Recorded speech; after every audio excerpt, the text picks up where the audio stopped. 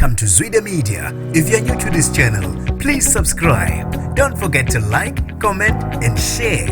Here's a new video for today. Enjoy.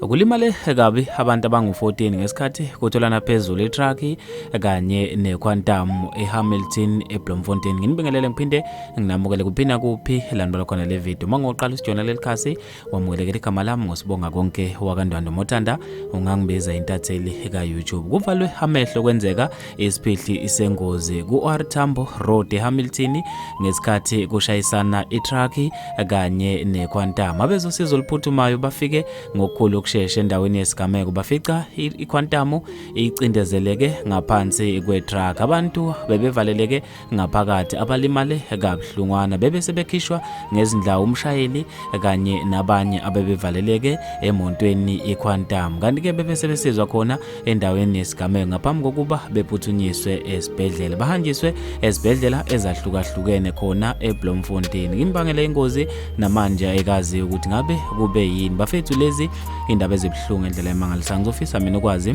ukubhala kwakho khona lapha kwi-comment section ngalolu daba. Mina nje ntathela YouTube sengiphuma kanje ngithi awungibambe evidweni elandelayo.